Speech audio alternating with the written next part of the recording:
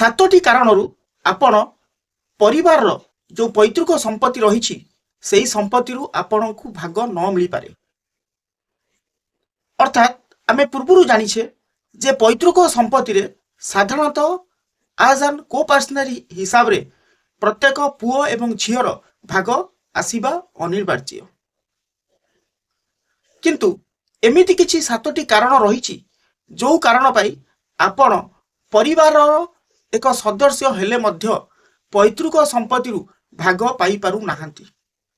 तेणु कौन सब से कारण रही से कारण विषय आम डिटेल्स आलोचना करिबा।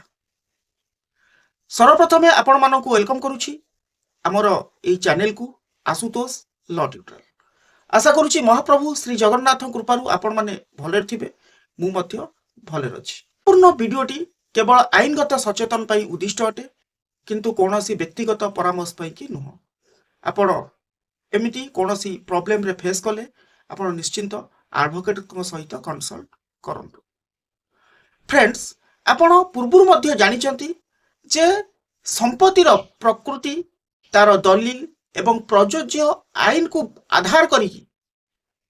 संपत्ति भाग बांट होता है बा संपत्ति पाइबार हक आसी थाए। तेणु यही प्रकृति, दलील एवं प्रयोज्य आईन विषय आपण मध्य भल भाव में बुझी रखा उचित। को परिस्थिति रे आपण संपत्ति भाग पाउना एवं को परिस्थिति रे आपण संपत्ति भाग पाउछंती से विषय रे किछि आपणकर ज्ञातसार रे रहिबा उचित। उक्त प्रयोज्य आईन बा प्रकृति एवं दलील आदि। तेणु आपण जानिछंती जे पैतृक संपत्ति रे जन्मगत अधिकार रही एवं सबु बेले आमे भाग पाइबा जे एक प्रश्न ठीक, सबु बेले आमे भाग पाइबा जे एक ठीक ताहा मध्य कहिबा उचित। किंतु जो विनीता शर्मा वर्सेस राकेश शर्मा जो 2020 रो जो लैंडमार्क जजमेंट आसीथिला एवं 2005 रे आपण तो जानिछंती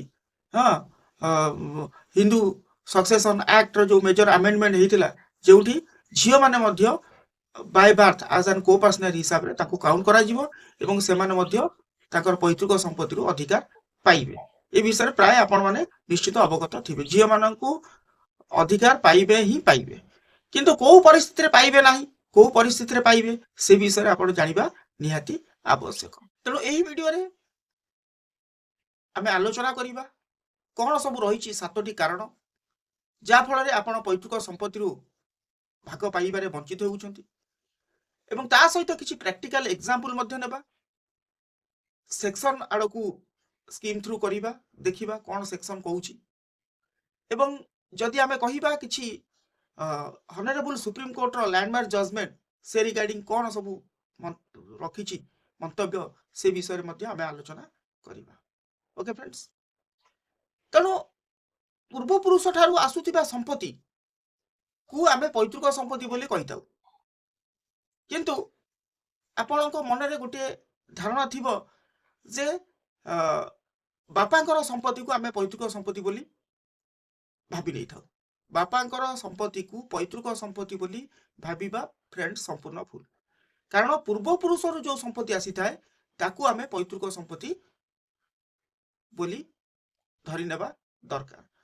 ओके, पैतृक संपत्ति अर्थात बापांकर संपत्ति को पैतृक संपत्ति बोली बुझीबे नाही। बारंबार कहि रखुछि फ्रेंड्स, पैतृक संपत्ति आपण बापांकर संपत्ति को पैतृक संपत्ति बोली धरिबेनी। पूर्वपुरुष ठारू आसुथिबा संपत्ति जहांकर मृत्यु परे आपण कोन करूछथि आज नाती हो किबा नातुणी हो बा को पर्सनल हिसाब रे हो आपण कोन करूछथि ताको उक्त संपत्ति को भोग दखल करूछथि ताकू आपण पैतृक संपत्ति बोली कहिबे बा उक्त संपत्ति को आमे को पर्सनल प्रॉपर्टी बोली आमे कहि परिबा। से रिगार्डिंग आपणकर section Hindu succession act section 6 रे से रिगार्डिंग कहिछि को पर्सनल राइट 2005 रे अमेंडमेंट हेतिला जोटा मु वर्तमान आपन को कहिछि मध्य से रिगार्डिंग अधिक तथ्य पई आपण सेक्शन विजिट करि परिबे बा ए चैनल रे पूर्वरु मध्य वीडियो अछि से वीडियो को आपण देखि परिबे। तेणु संपत्ति पैतृक नुह केते बेले संपत्ति केते बेले पैतृक नुह प्रथम पॉइंट जोटा सातटा पॉइंट फर्स्ट पॉइंट आसुची जदि संपत्तिटा पैतृक संपत्ति नुह ताले से जगह आपण एज एन कोपर्सनल हिसाब रे पैतृक संपत्ति कौन भाग पाइबे नहीं। अर्थात संपत्तिटा पैतृक नुह बोली आमे केतेबेले कहबा जदि उक्त संपत्ति आपणकर बापा कर स्वअर्जित संपत्ति थिबो से कौनसी उक्त संपत्ति जहाँ एंजॉयमेंट करूछंती आमे भी एंजॉयमेंट करूछु बापांकर संपत्ति से संपत्तिटा बापा केउठारु किनि थाई पारंत बा गिफ्ट सूत्रे पाई थारंतु बा एनी अदर मीन्स रे से ताको नारे ट्रांसफर हेइथिबो जोथि पाई कि आमे भाबी नेछु जे उडा बापांकर संपत्ति माने पैतृक संपत्ति किंतु फ्रेंड्स ताहा होछि बापांकर स्वअर्जित संपत्ति एवं उक्त संपत्ति रु आमे पैतृक संपत्ति भाबी कि जदि केस करिबा से संपत्ति भाग पाइबा पाई बापांकर संपत्ति भाग पाइबा पाई तेणु से केस रे भाग पाइबा नाही जे परंत बापा जदि न चाहंती जदि बापा चाहिबे ताले आमे भाग पाइबा हला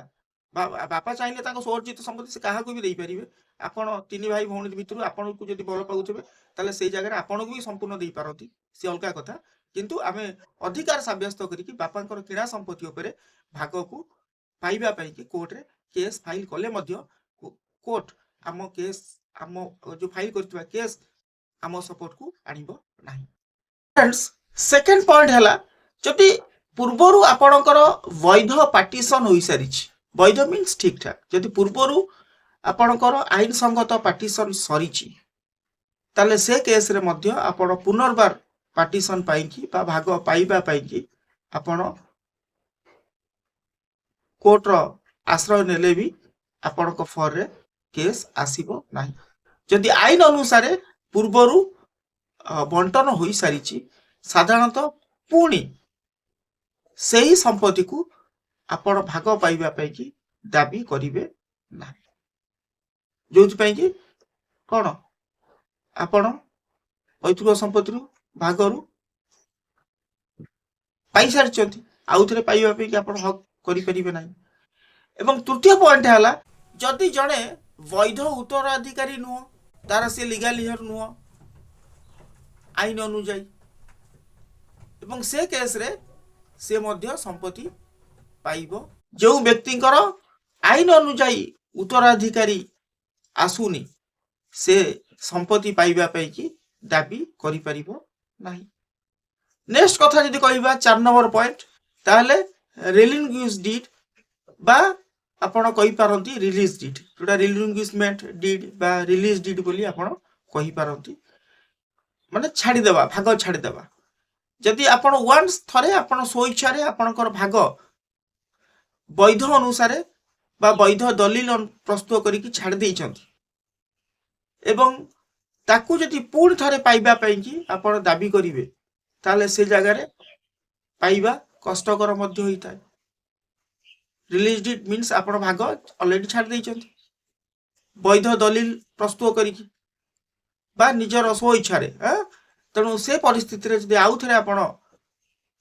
पाइबा पाई के दाबी करंती बा कोर्ट रे आश्रय नियंती ता पाइबा कष्टकर मध्य होइता।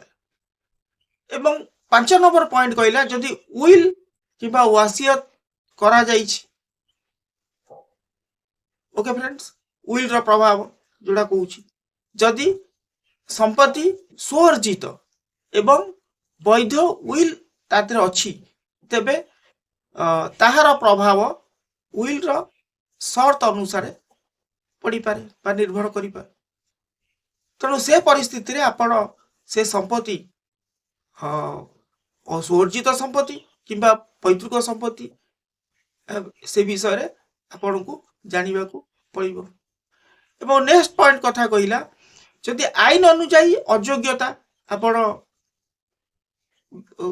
एमती परिस्थिति थाए बहुत एग्जांपल अच्छी से रिगार्डिंग मु कहले वीडियोटी बड़ हो जिवो जोटी आपण आईन अनुଯାयी अयोग्यता साब्यस्त हेबे जा फल रे आपण पैतृक संपत्ति रु भाग मध्य पाइबे नाही। एवं केतक परिस्थिति रे हिंदू सक्सेशन एक्ट 1956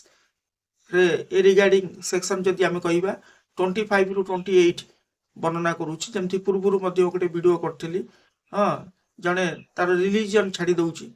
से आउटा रिलीजन को अडॉप्ट करूची से केस रे से संपत्ति पाइउची कि नाही ଏବଂ ତାର ପିଲାମାନେ ପାଇବେ କି ନାହିଁ ସେ ବିଷୟରେ ମୁଁ ଅଲରେଡି କରିସାରିଛି। ବା ଏମିତି ହେଇଛି ଜଣେ ଆଉ ଜଣକୁ କ'ଣ କରିଛି ନା ସମ୍ପତ୍ତି ପାଇବା ପାଇଁ କି ମାରି ଦେଇଛି ଏବଂ ମାରି ଦେଇଥିବା ବ୍ୟକ୍ତି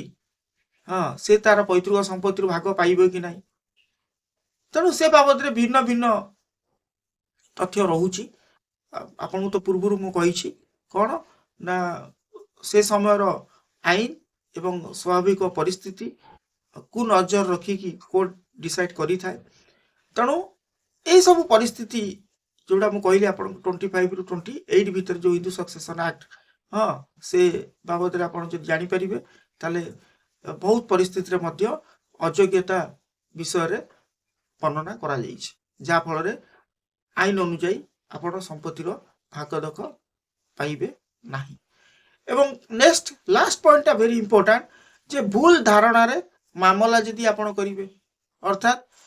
ଯଦି ଏମିତି ଆପଣ ଜାଣିନାହାନ୍ତି ଯେ ପ୍ରକୃତରେ ଏଇ ସମ୍ପତ୍ତିଟା ପୈତୃକ ସମ୍ପତ୍ତି କି